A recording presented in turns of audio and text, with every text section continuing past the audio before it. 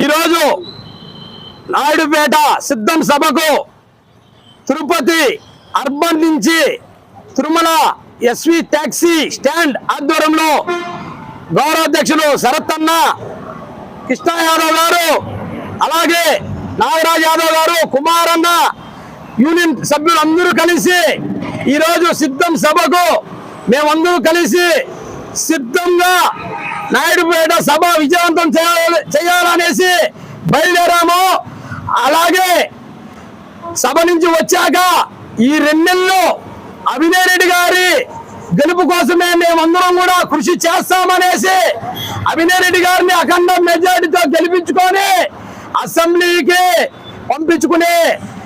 బాధ్యత మాది అనేసి ప్రతి ఒక్కరికి మేమందరూ యూనియన్ తరఫున తెలియజేస్తున్నాం.